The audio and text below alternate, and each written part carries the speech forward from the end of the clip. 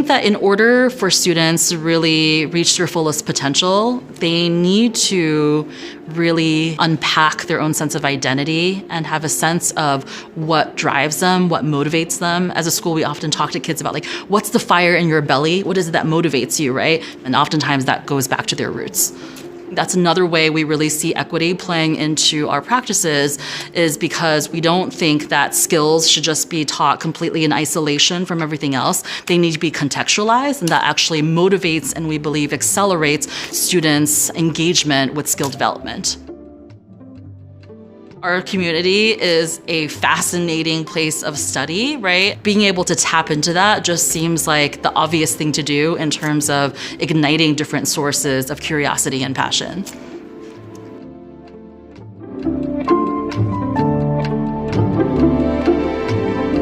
Oakland is one of the most dynamic places on earth. We are the second most diverse city in the United States. And in addition to being at the epicenter of all of this entrepreneurial technology that's happening, we're also the birthplace of the Black Panthers and also one of the places where Cesar Chavez got his start as a political organizer. We really use Oakland as our classroom and put our students' lives as their experiences that they can write about and learn about and then deconstruct. And then we ask questions to then go and explore how the city's changing and how the city's evolved and how the city has like that rich historical roots to it. Here at Latitude is like, you know, we care about the whole child, even about like outside the school gates, their communities. And when they resonate with like projects that they're working on in school around Oakland, it gives them like a sense of I'm proud of this project because it's my town. On my walks home, I see a lot of homeless people. That's because of the people who are moving out here and forcing long-time residents out. Did you know that since the turn of the century, Oakland's Black population has declined by 26%? It's getting really expensive to live out here. I know there are a lot of problems with Oakland, but trust me, Oaklanders can be very stubborn, especially when it comes to our home. It's going to take a lot to get rid of the Oakland spirit. We won't stop until rates of police brutality, homelessness, and gentrification go down or go away. These were my thoughts and my feelings and my emotions on a piece of paper instead of just words that I came up with just to get a good grade. I think I did a good job. I worked really hard on that. There were a few students who wrote about being evicted from their homes and the personal toll that that had on them, on their families, and enough of them really said, hey, this is an issue that we should address and talk about in our school.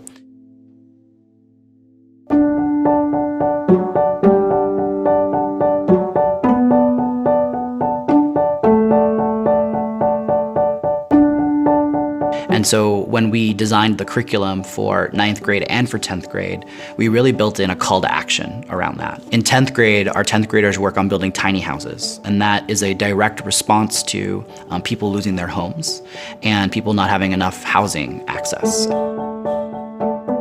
Our physics teacher, Regina, is working with our students in collaboration with different volunteers from the community. And this year, they are building 2 tiny houses that are going to be donated to the first tiny house village for homeless youth in the Bay Area.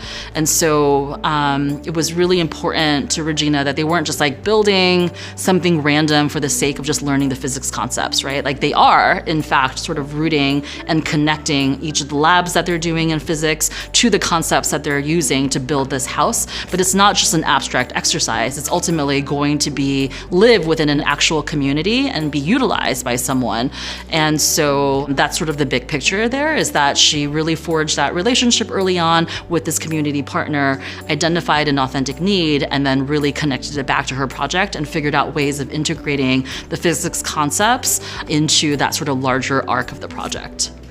We just went straight into understanding the problems using the design thinking process, understanding the problem, what is happening in your backyard, like which parts are you connecting to. I feel like there's a lot of access points. It's kind of exciting just to see how alive they're getting by this, because typically they look quite sleepy and they're teenagers and that's normal, but they're so excited about being part of the solution that I think they're wanting to do more.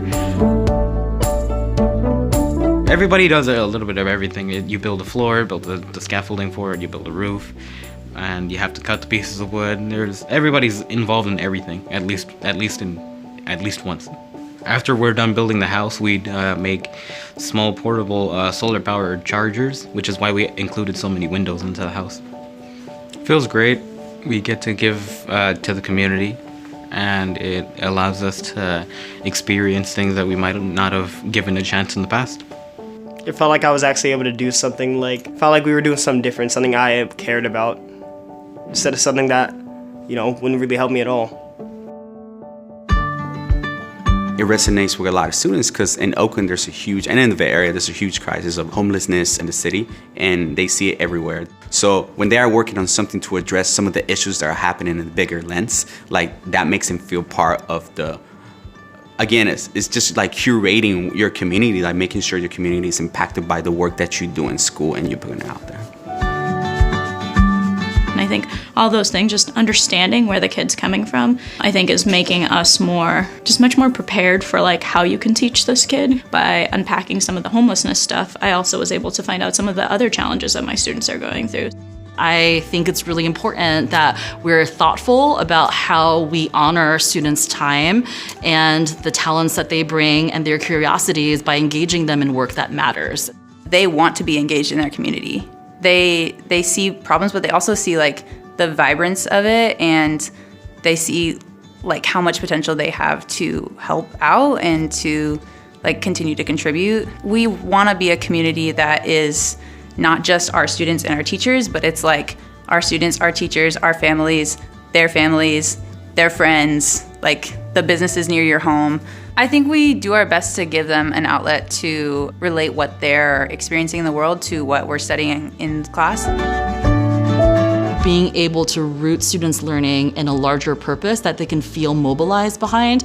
I think it's easier for students to be able to say, yeah, I'm building this tiny house because it's actually going to be used for the first tiny house village for homeless youth in the Bay Area, right? That feels like a very tangible reason why I'm doing this beyond just for a grade.